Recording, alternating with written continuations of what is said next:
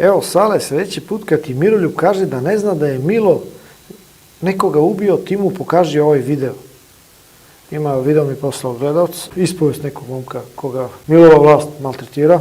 A i poslao sam ti nešto pre ovoga, još nisi pročitao. Nemoj, Sale, da moram veze da potežem da bi došao na red. Šalim se, svaka čast i svako dobro. Imaš donaciju od mene svaki mesec u okviru mojih mogućnosti. Hvala, prijatelju. Evo, čitamo, da ni spadne da neće, sve čitamo. Činjenica da ima nekih ljudi u Crnoj Gori koji su poginuli i to su bili neki ljudi koji su baš onako pljuvali po Milu Đukanoviću. Onaj direktor, glavni urednik dnevnog lista Dan, Duško Jovanović, on je ubijen. On je pljuvao po Milu Đukanoviću žestoko. Koliko mi je poznato, ima neki sportista, on je isto ubijen ispred nekog kafića, on je baš isto ono pljuvao po Milu i tako dalje. Pa je izašao neki tip i ubio ga. Neki policajac, valjda, nemam pojma. Tako da bilo je takih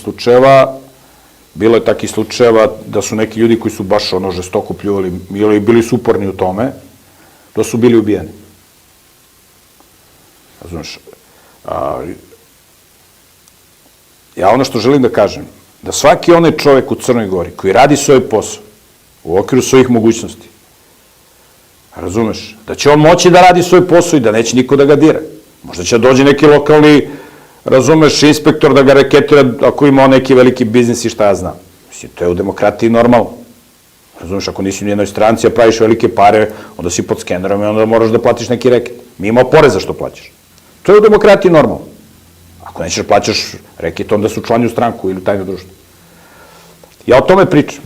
A ovi što pljuju, što vređaju, mislim, traže đavola, čačkaju mečku. Ja ne kažem da ih je Milo ubio, ne isključujem ni tu mogućnost da jeste, da je poslao nekoga. Znači, nemoj da pljuješ po vlasti, vlast mora da radi to što radi da bi ostala na vlasti. To su pravila demokratije. Mislim da sam ja više nego jasan. Pričam.